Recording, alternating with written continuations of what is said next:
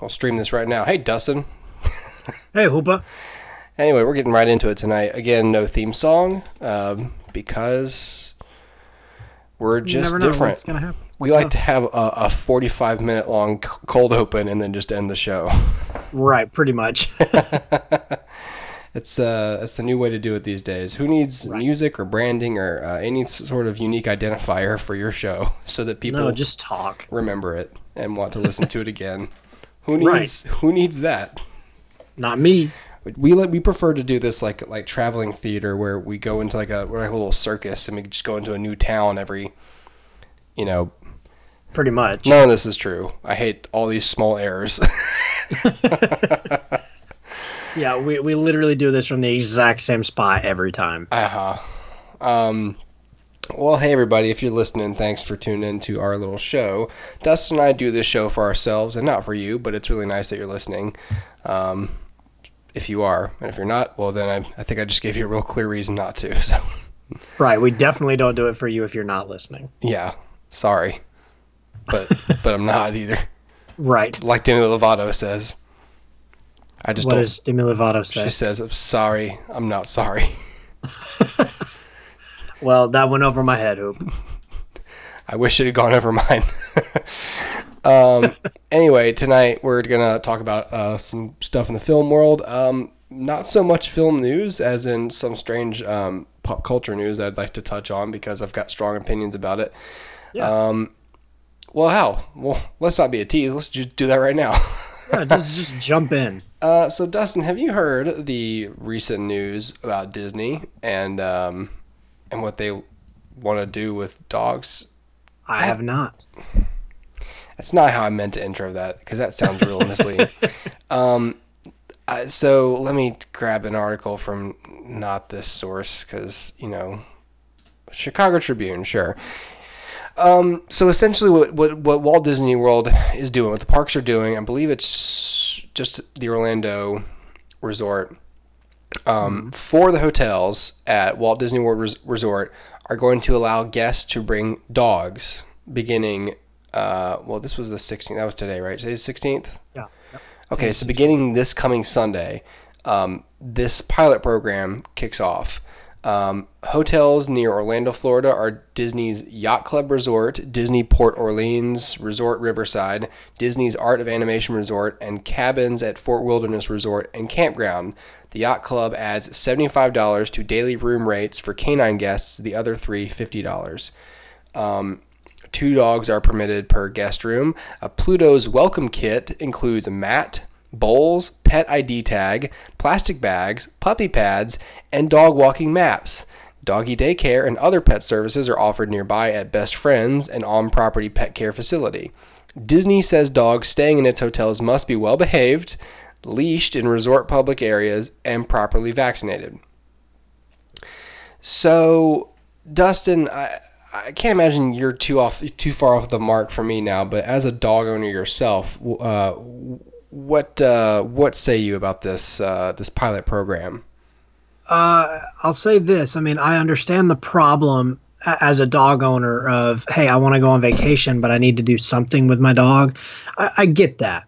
But, I think part of being a dog owner is like whenever you decide I'm going to get an animal to take care of, I think what you do is you kind of say in the back of your mind, I'm also going to have to find a friend who will take this animal when I go on vacation, or find a kennel that will take care of it, while I'm gone. And so here's the thing, like, I don't understand how they're going to keep up with, pet dander and keeping things spotless and clean for the guests at those resorts that are allergic.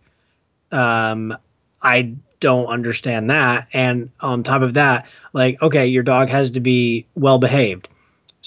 What's the benchmark for that? Like, how do you, like, if I pay you $75 a night to have my dog there, I reserve the room, I come in, and then you deem that my dog is not worthy, then what do I do with my dog? Like, I can't keep it there. So at the end of the day, I bring my dog hundreds of miles.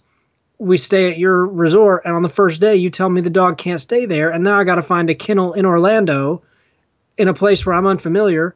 I don't understand. Like, none of this adds up to me. Like, and I mean, I guess $75 a night is fine if you're going to be paying kennel costs. But at the end of the day, why not just find a friend and you can give him like, $10 a day and just say, that's all I got, man. And then he's like, all right, cool. And then that's it. Like, I don't understand. I just don't understand this. Yeah, this is so first. My number one reason for not liking this is I have a societal problem with this. I don't like the idea that,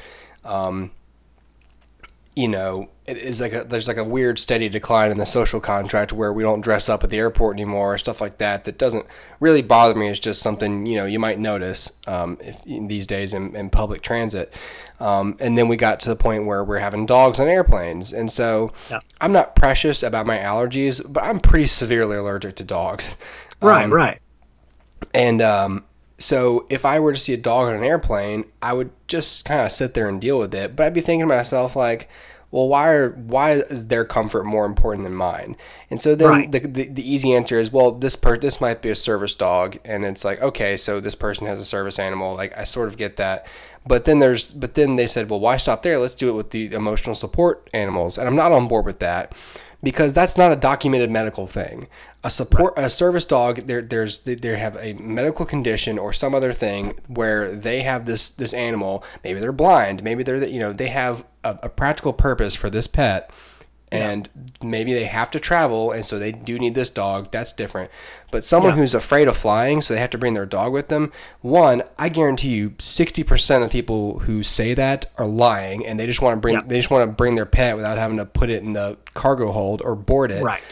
And the other 40% shouldn't be traveling on airplanes. If you're that nervous about traveling, there's a little something called a bar that you're supposed to just get plastered and then fall asleep on the plane.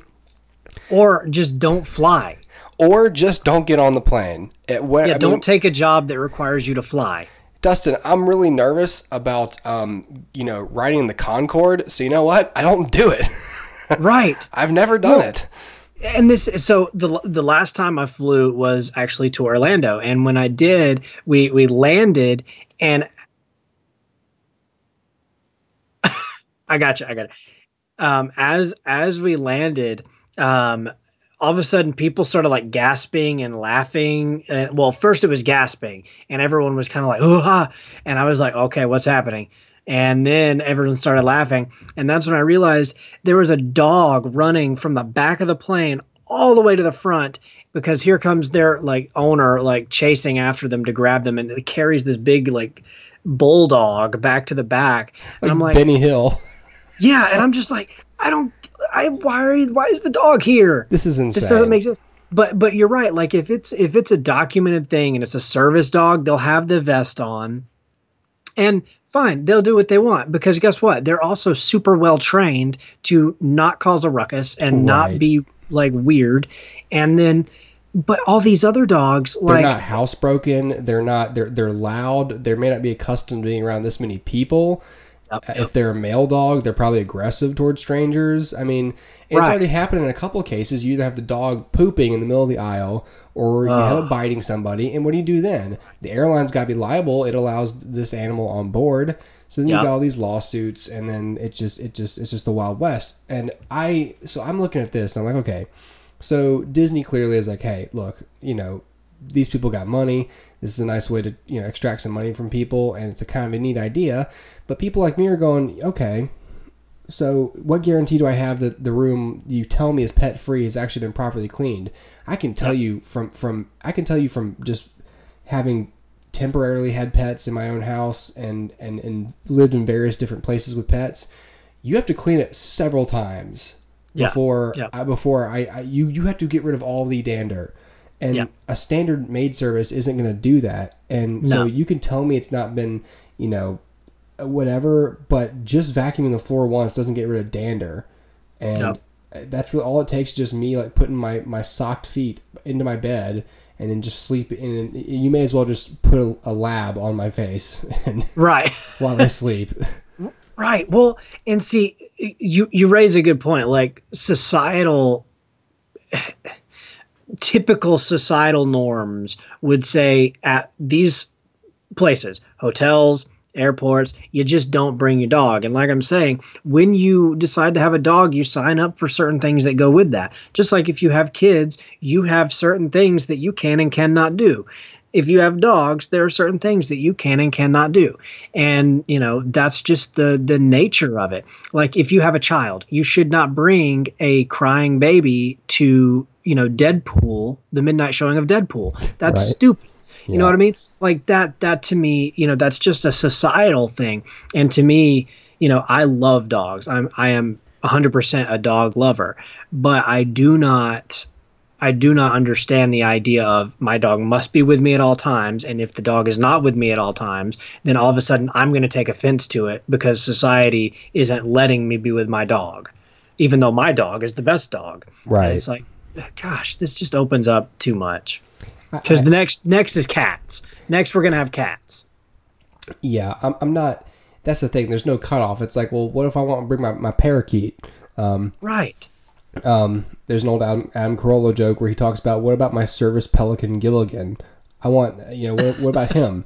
My service pelican. And so for me, just as someone, first of all, like I say, like I have a real reason why I'm bothered by this, and it's my allergies. But I prefer my number one reason to be because it's a stupid idea. And I know people love their pets, but your pets aren't people. And I'm sorry, but you're just gonna have to accept the reality that your pets just can't come everywhere with you. They can't come everywhere with you. They shouldn't come everywhere with you, and they're not going to come with you when you die. So you may as well just leave them at home when you go to Disney World. Right. How would you feel if they offered a kennel on site at these hotels? So the animals themselves never made it to any of the public areas, nor did they ever make it to the rooms. If it was just like, here's a separate little wing of this hotel, you take your dog straight there, you kennel them, you board them there, and then you have your vacation. Is there a dog there now? Sorry, I had to shut the mic off because I was sneezing, ironically. Just talking about this subject makes me... I know. I'd be fine with that because at least the dog's not really in the public area. Like if you had a designated, essentially vet on site to board these animals, then sure. But again, I guarantee you, God, why is it?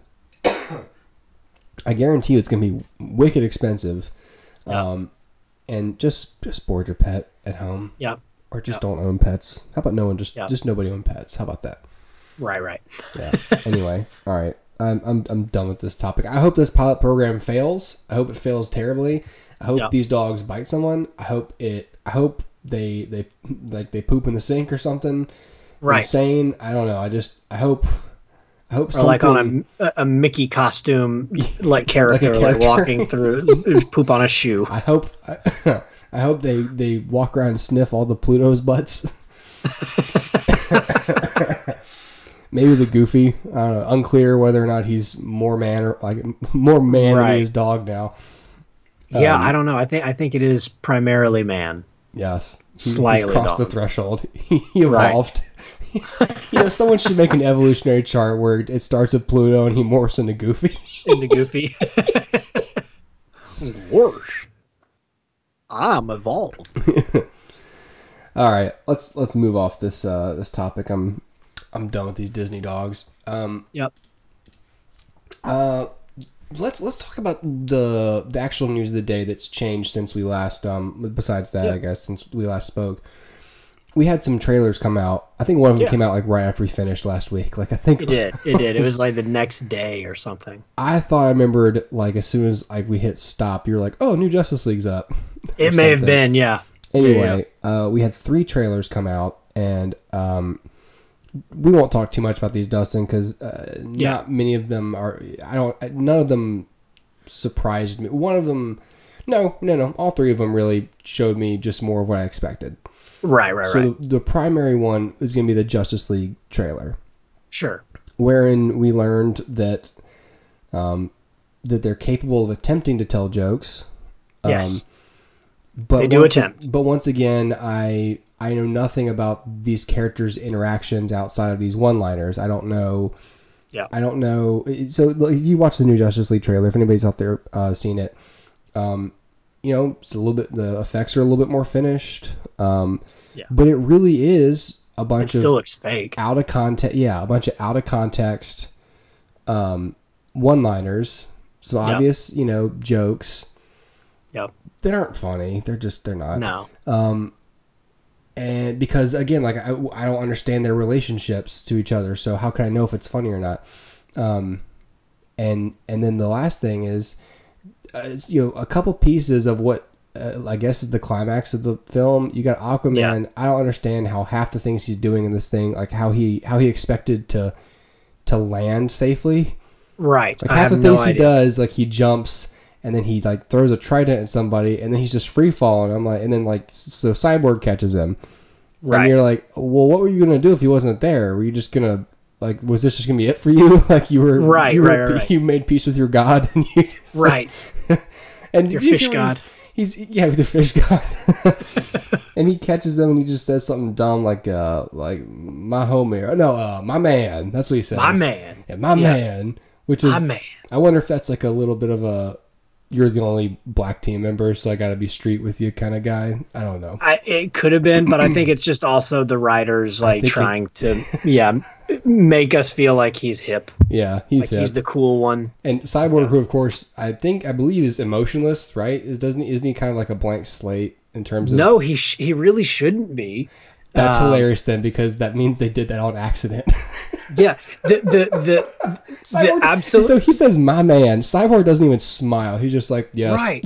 Like I caught you. And see, this is the thing. Like that sort of hits the nail on the head. Like to me, this is why I'm so against this version of Cyborg, is because the great tragedy of Cyborg is he's a fully functional human in his mind, and he's got these robotic limbs, and so he is a human stuck within a machine's body. And the tragedy of that, the drama of that, is that he's like, stuck, you know what I mean? Like he doesn't have his body anymore. Right. And that to me, is ripe for drama, ripe for, good storytelling. And then the fact that he's still optimistic and still, jokes and laughs and all of that, like that's the great optimism of it, that even a man in that position, finds joy. And anyway, whatever, I won't get off on that, but yes. So that bothers me for sure. As well as in the last trailer, Cyborg had like I guess the mechanical stuff like moves in this, like he's a true mech, I guess. Yeah. So like it covered up half the human half of his face while he was flying, and I was like, you see, the Cyborg in the comics that I know would never do that because he's more proud of his humanity than of his machinery, and so to cover up his own face with machinery, I think is betraying the character who longs for nothing more than to be human. Right. Yeah. Anyway, man. I want. Sorry, I had to click on that. No, it's all good. But while we're talking about this trailer, I think what's crazy to me is when it starts. So it starts with, sort of that Man of Steel theme, that dun dun dun dun, really soft kind of piano thing. It starts right. It starts correctly. Yes, and you have Lois Lane coming out of Martha Kent's farmhouse and finding Clark in a cornfield, and she walks up to him and he says, there's a little bit of dialogue there, and he actually smiles, probably for the first time in all 3 movies that he's in since he got the part. Right, exactly, and that to me, and so like all of a sudden I'm watching this and I'm like, dude, this could be a good movie. And then it cuts to her like waking up, like as if it was a dream, right? Right. And like the tragedy of that, and I'm like, oh man, this is gonna be like they're gonna do this. And then like a minute later, like not even a minute, like 30 seconds later, I'm already tuned completely out of this trailer. I'm just like, oh my gosh. And so that to me, I'm like, how do you go from something that's so intriguing, the idea of these characters are actually human, actually have emotions, right, actually, found in our, reality, to then the skies are red. Yeah. The buildings are fake. The physics are non-existent. Dude. And The physics are nuts. The physics are crazy. It makes no sense. You know me. That's like my second biggest pet peeve in films. Like number 1 is motivation. Number 2 is physics. I'm a physics stickler. Right. Well, so Aquaman, just to go back to the Aquaman cyborg thing, he's falling. He's caught by a horizontally traveling cyborg. Yeah. Who There's then barely any recoil. Throws him completely horizontally. Forward. Yeah. Completely horizontally, like faster as if than there he's are already jets flying. on his back. Yeah. He stabs a dude with a trident without ever giving the indication that he's actually falling. The trident appears to be not affected by wind resistance at all. No, especially not at all. at his current rate of speed. Like as soon as it left his arms, it should have. The speed he would have to be traveling to move completely horizontally, without gravity pulling him, like without the visual of gravity pulling him downward. His hair would have to be blowing so far back behind him, but it's not. It's like perfectly like laying on his shoulders and like just blowing like maybe he's on like a 55-mile-an-hour motorcycle. Like none of this makes any sense. Ugh. Yeah. I don't understand. But like the thing that bothers me most is that the sky is red. Yeah. I'm like, granted my time on Earth has been quite short in the grand scheme of things, but never in my life have I seen a completely red sky. Not once in my life. Now, you can say all you want, like aliens came and they did something, but the sky is not red. What would have to happen for the sky to be red? Like not even like red tinted, like sometimes happens at a sunset or like on a blood moon. I'm talking like red. Like the clouds are red, the sky is red, the rain is red, everything's red. Climate change makes no sense. Yeah, this film it's weird because I said in my Man of Steel review, which no one has seen, that I accept this universe and the visual palette they've chosen as a stylistic choice at this point. Like they're clearly and the way they do the uniforms and everything. Like, okay, this is like a more extreme, less classic version of these characters that I'm used to. Like the Flash uniform is a little bit more armorish and out there. I'm like, okay, but I've seen that in like the DC, whatever that was, that video game, the Injustice, all that stuff. It's like, okay, so this style of costume is not beyond me, so I get it. It's a much more like practical armorish. It's the same with Batman's suit. Yeah. It looks less like Kevlar and a lot more like just body armor. Yeah.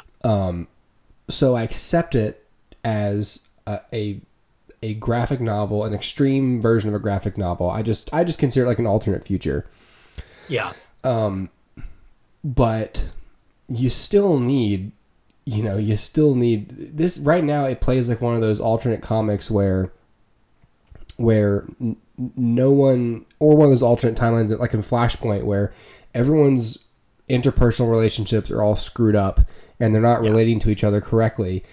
Yeah. But the difference is those things I'm referring to are meant to make you feel on edge and like you don't want to stay here and you want it to be fixed. Whereas they're pitching this to you as like, hey, these guys are a team. Like, no, this is what we're going with. Right. Oh, this isn't like some horrible future. No, this is how it's going to be. What do you think? Right. No, see, but the problem is they started production on Justice League before Wonder Woman was released. Wonder Woman was well reviewed, well received, and they would have, because they have now, decided, okay, we need to make some course corrections here. Right. And the smart thing to do would have been to use Justice League to pick up on the story thread of like the Flash in Batman vs Superman coming back through time and being like, Lois is the key, and go ahead and do that in Justice League. Maybe they will, I don't know, but do that in this first Justice League film, reset everything so that by the end of Justice League, the world is that more classic version of things. It doesn't, I'm not saying Superman has to be in like, spandex and the Flash needs to be in a skin tight spandex. I'm saying like just a more classic interpersonal relationships between the characters, Give me a Superman that smiles and actually cares about what he's doing, No and kidding. a Batman that doesn't kill people. Like, that's all I want. I don't know. And a Flash that's not played by Ezra Miller. That's literally all I want. Wow. Can you see me, by the way? Sorry, this is irrelevant. I can, yes. You can? Okay, good. Just didn't know if you could actually see me or not. But yeah, man, like, I don't know. It broke my heart a little, because it's like, man, like, look at this. You've got Lois and Superman and like this great, romance, even though I will point out that we've never really seen them date or do anything romantic. So, the drama of that's lost, but you have this great thing, and then boom, red skies, everything's fake. And it's like, God. Yeah. Well, I think probably what happened is they realized too late into the production of this film the success Wonder Woman was having, and it was too late to make any significant changes to the flow. Yeah. So, I mean, but that's part of the problem of putting this thing out so early through the gate and not building the characters on their own first, like Marvel did. You had time to explore tone, and then you had time to think about how that tone would mix. And so by the time you present the Avengers to the world in 2012, then at that point you've got it, and it worked. And it's just they haven't done the work. We said it over and over again. They're not doing the work, and people are still going to come out and see it. It's going to make money, but it's not going to have the same staying power unless they make some changes. And see, I'm still of the mindset that they could have done a Justice League film that introduced all the members of the Justice League in a satisfying way without having them in their own things first. So, because I always point to Bruce Timm's Justice League show, where, of course, we knew, from Batman animated series and Superman animated series, we knew Superman and Batman. But that's all we knew. So they had to do the legwork and introduce us to Hawkgirl and Green Lantern and Martian Manhunter and Wonder Woman and the Flash all in one episode. And they were able to do that. And, so there's a precedent. It's been done, and in a very short amount of time, in a TV episode, and it was done well. It was, I guess the pilot was really a 3-parter, so it was 60 minutes, but regardless, it was done well.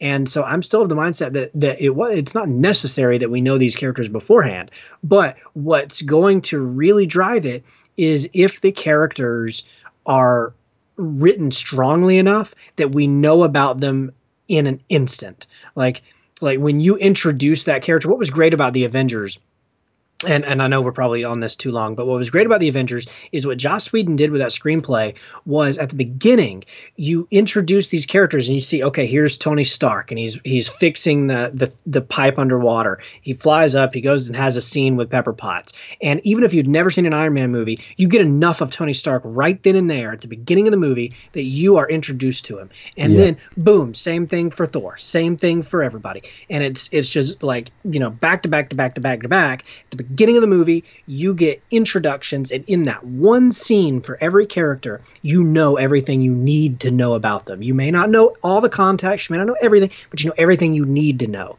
Yep. And there's a way to do that with Justice League, and they it seems like they're butchering it. Let's talk real quick about the other two trailers that we saw. Let's talk about Star Wars. Sure. So we got a couple of days ago.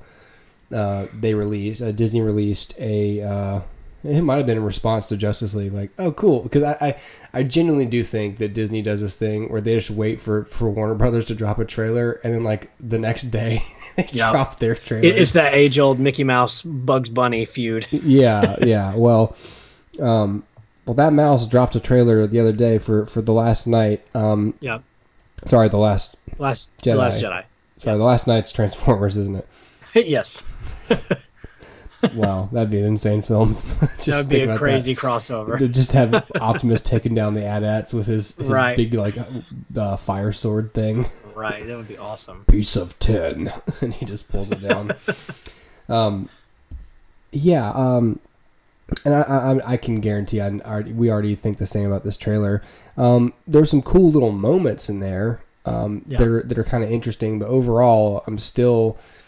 I couldn't help but notice some line pointed out by other shows, the idea that Yeah, it was pleasing in that we've been conditioned to respond to certain imagery from these big films. So yeah, lightsabers and and there's Luke Skywalker, and then but there seemed to be a lot of scene manipulation in that trailer. They make it look like Rey's going to turn to the dark side. They make it look like Kylo Ren's going to kill Princess Leia, even though they've already said that she's going to survive the film, or that she's at least shot all her scenes for the film, so they don't have to kill her.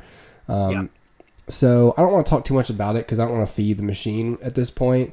I'll just say that, like,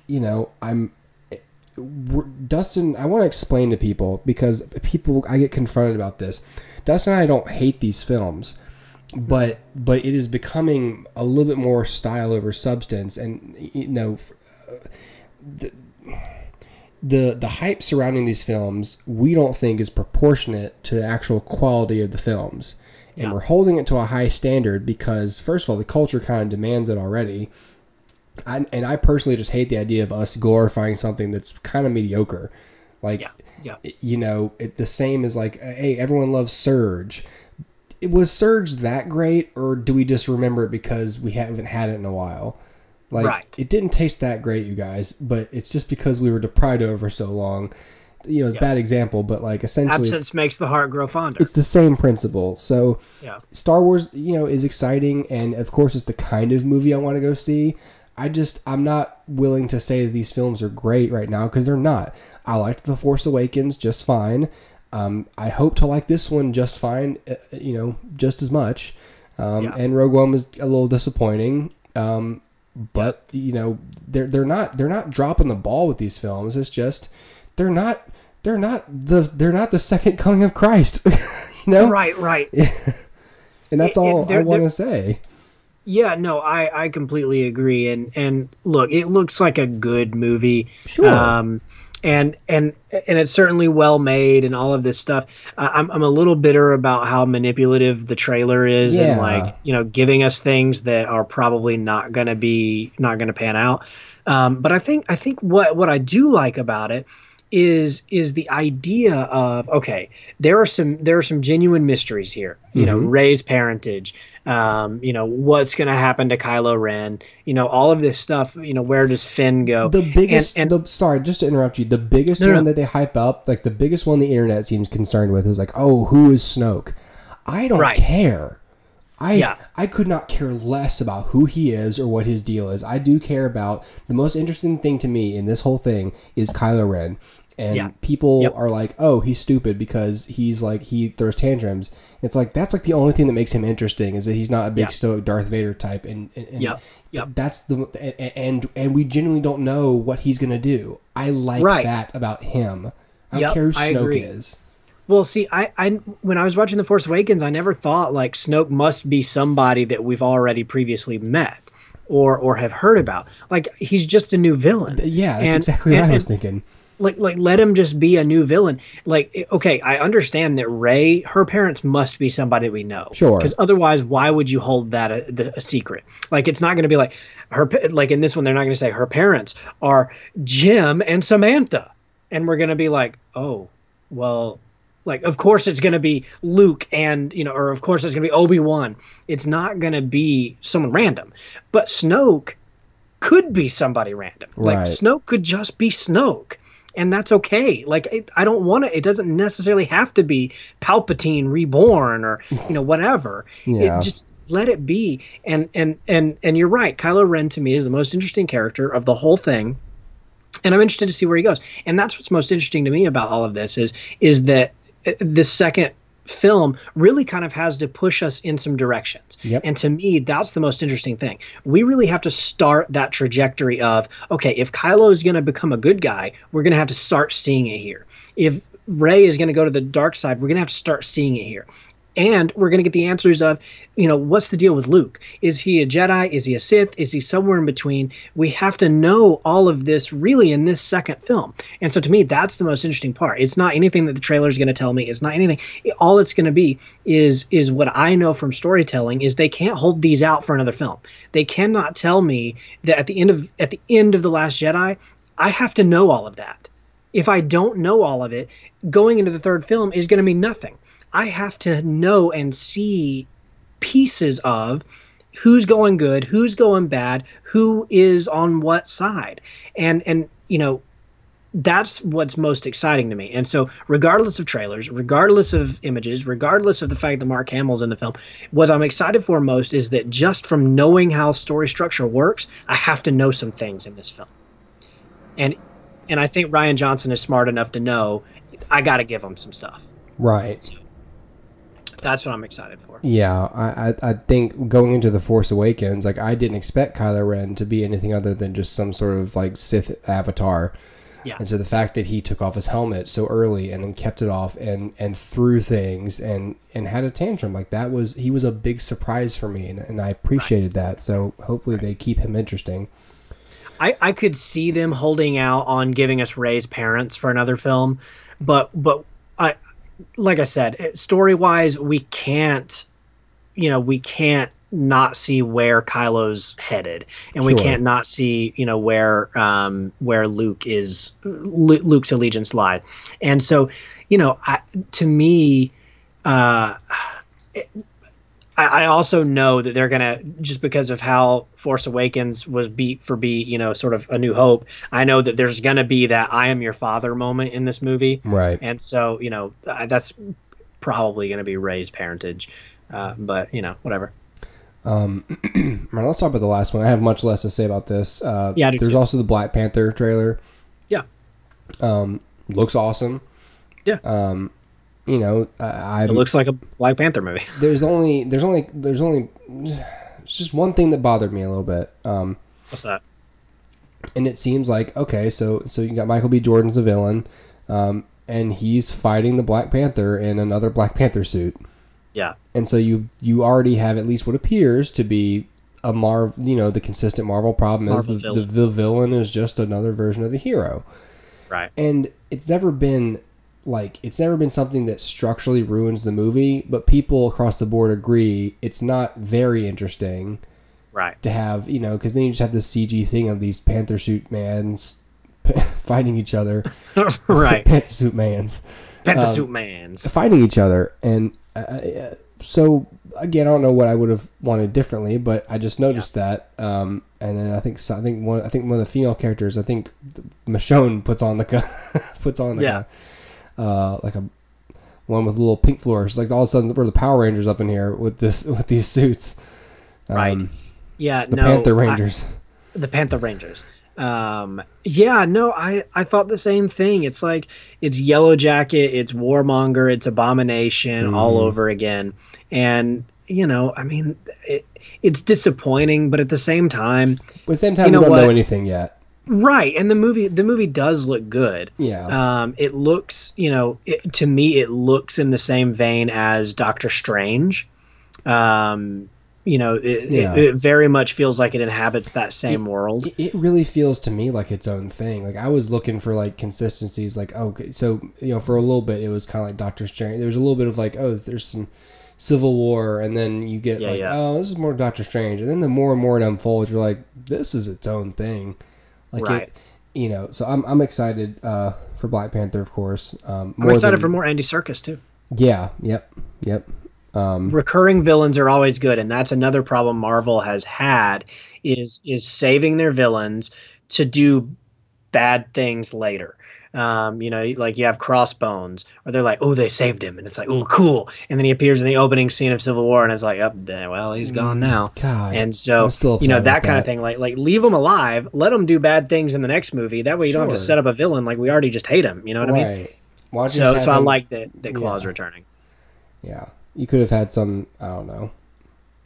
Anyway, so those are those three trailers we want to talk about. Let's briefly, we can come back to the other stuff in a minute, Dustin, but let's talk real quick about what's opening this week in theaters.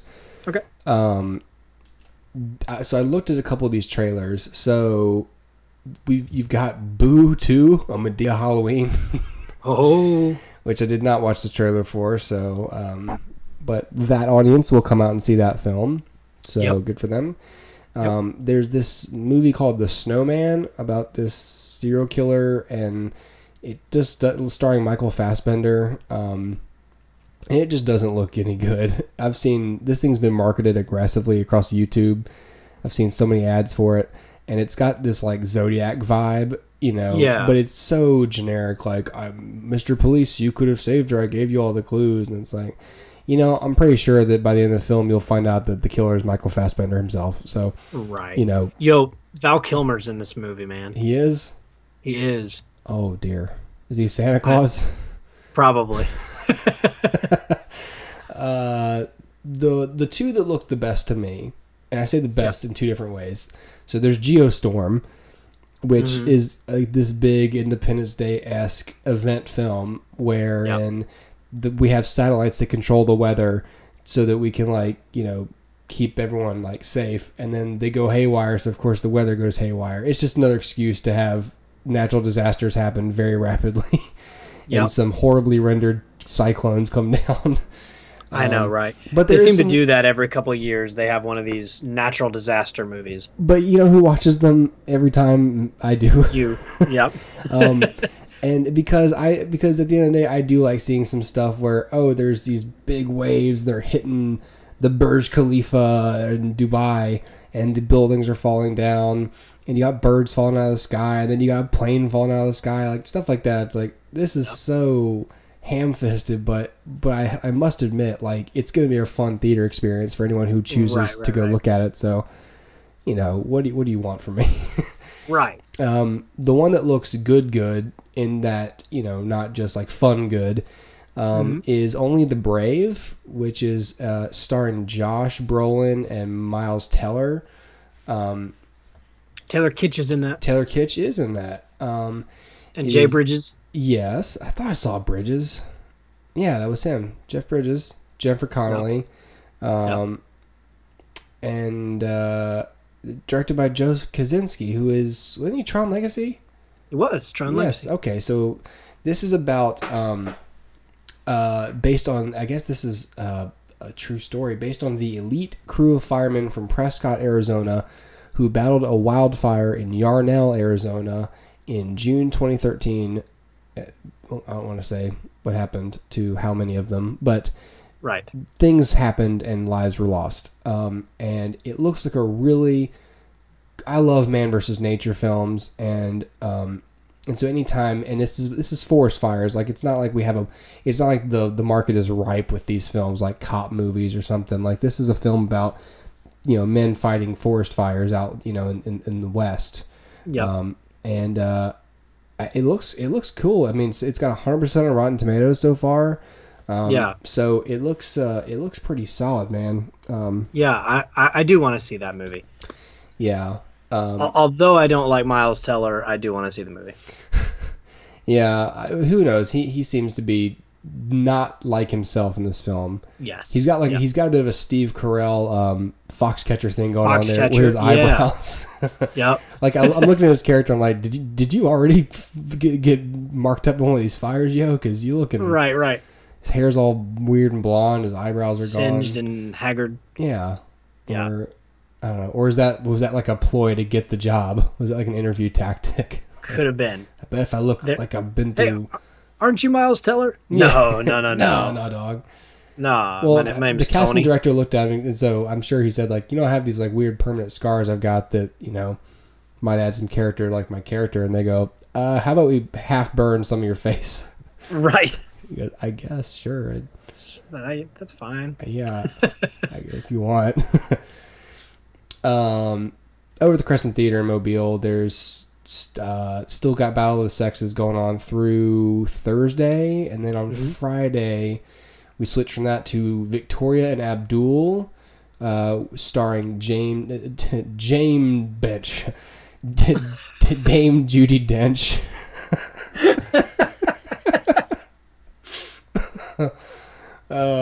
Anyway, so that'll be good.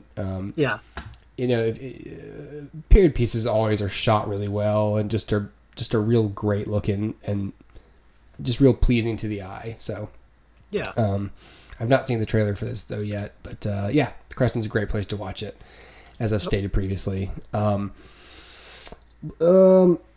Dustin, screw it. Let's talk about let's just to take 5 minutes today and talk about these things we wanted to talk about since we have a little bit of time.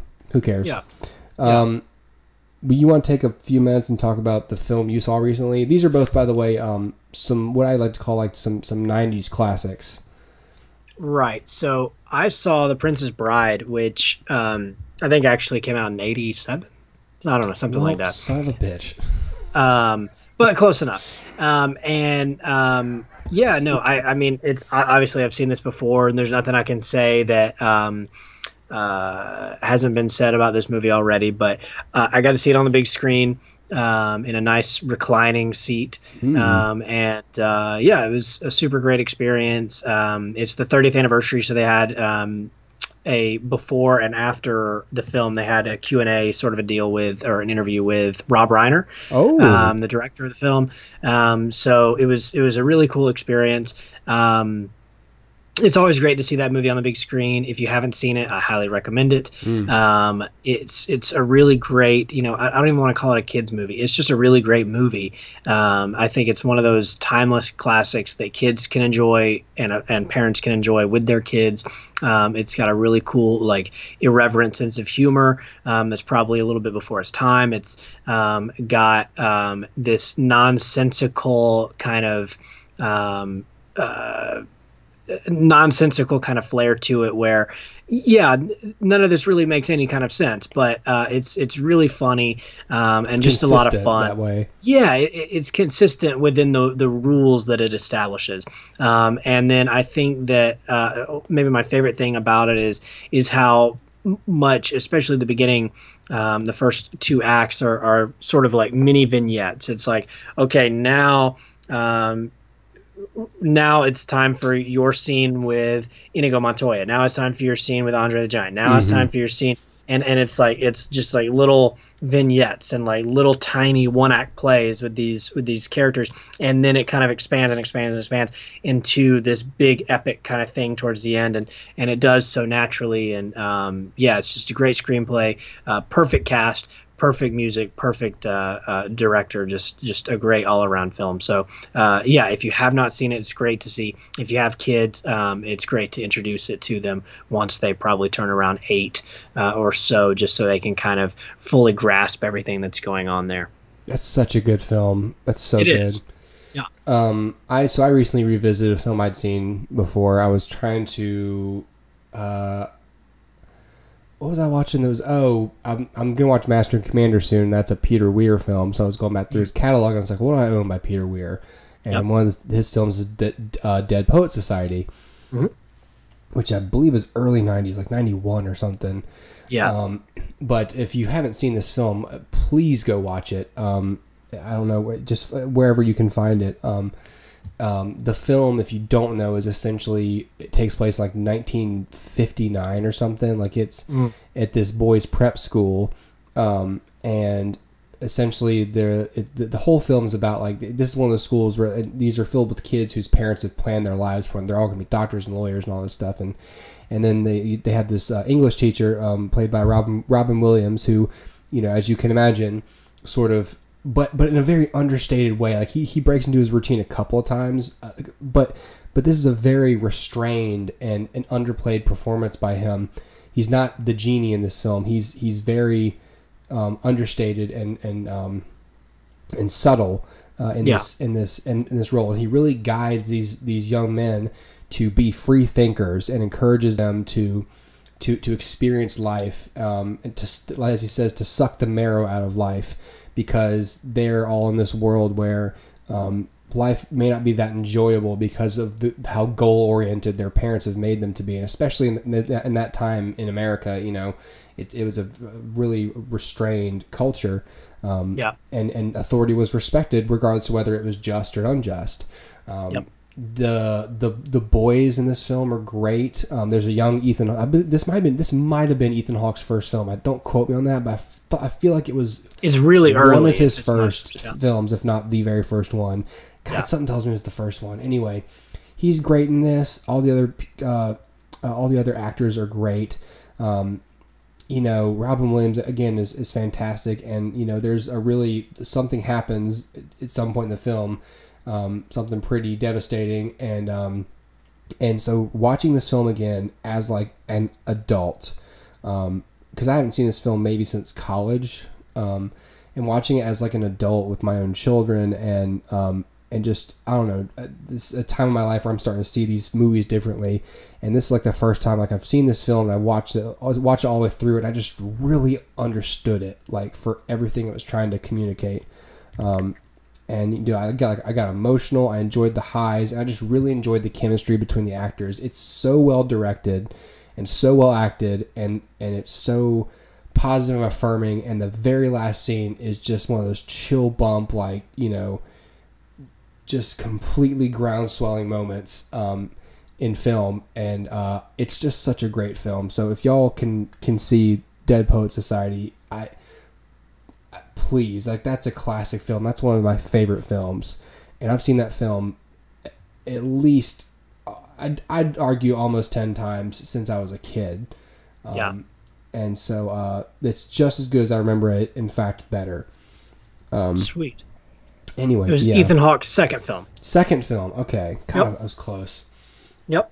Yeah, man, that's a tremendous movie. Yeah. And it really, again, just makes me really miss Robin Williams. Right. We could talk all day about that, but every time I see one of these films, because again, for everything that guy could do, like, he was a truly gifted dramatic actor. Yeah. And this was just one of those early films that showed that. It was really like 1 hour photo was when everyone was like, oh, he's like a serious actor, or like Insomnia or something. Mm-hmm. But it's like, no, dude, like, go watch Dead Poet Society. Like, he just because he says funny things doesn't mean it's an easy performance where he just hams it up the whole time. That you're thinking of like Patch Adams and Jack and stuff. Yeah. These silly films. It's like, no, go watch Dead Poet Society. That's he truly comes across as a mentor to these kids, and it's fantastic. Yep. Anyway, okay, well, that's gonna be the show for the week. So if you guys liked it, you can follow us on Twitter at Connor_Dempsey, or just Connor Dempsey. I can't remember. And what are you, Dustin? At Dustin Weldon. At Dustin Weldon on the Twitter. You can follow us right now on YouTube. DHS Broadcast is the name of the channel. If you clicked on this live stream, you should probably see it somewhere on this page. So just peek at it, yo. And of course, we're both on Facebook under our personal pages. But don't be weird. Don't be weird now. Don't be weird, y'all. Yeah. Anyway, all right. Well, y'all, thanks for listening. See y'all next week. We'll talk about some other stuff. Hopefully, we'll figure out how this Snowman film did at the box office. I'm curious about that. I do know, didn't what was it? That movie, Happy Death Day. I think I read that it overtook, what was the big movie last weekend or this weekend? It overtook, crap. I should have looked it up before I just blindly mentioned that. Sorry. It's all good. Hold up. It was Blade Runner. Blade Runner, yeah. So Blade Runner's in its like second weekend, right? Or is that the first weekend? It's second. Okay, second weekend. So, which, I'm not too surprised. It's not like Blade Runner's a tentpole film. No. Definitely not. I mean, good for Happy Death Day. Blumhouse. Anyway, so that's just a little peek at the box office. So yeah, I'm curious to see how Only the Brave does, and I really want to see how Geostorm does. I bet Geostorm gets number one. Yeah, I think I will. Let's cast a bet really quick. Do you think it'll open in the top 10? Geostorm? Yeah. Yes. Do you think it'll open in the top 5? Yes. Wait, what's in the top 5 right now? Right now, it's Happy Death Day, Blade Runner, The Forerunner, It, and The Mountain Between Us. Yes, I do. I don't think it will. Okay. What do you think? We'll see. Shoot, I should have that list pulled back up. I don't know. What? Hold on. I'm thinking it's going to be. I think it'll beat. Oh, but you got to remember Medea though too. Right, Medea's going to hit big. So I'm thinking Medea and Geostorm can probably beat out Happy Death Day and Blade Runner. I just don't know about Only the Brave. I think The Foreigner will remain in the top 5. It will remain in the top 5. Boo will be top 5. Mm-hmm. I think Only the Brave is going to be a top 5 movie. Interesting. I'm much more cynical, Dustin. I think Geostorm will boot that meaningful film right out of the top 5. We'll see. I mean, the only reason I would say no would be because I haven't seen much of anything about that movie. Yeah. Like, other than, like, trailers online. Like, I have not seen, like, push in, like, advertisements or anything. Yeah. So I'm curious. All right, we'll see. We'll see. All right, guys. Well, what do you think? Maybe you can send it to us. Maybe you don't have to. Doesn't matter. Just have an opinion, and it'll be interesting to see who's right next week. Right. On the HooperCast. So, thanks. See you later. Later.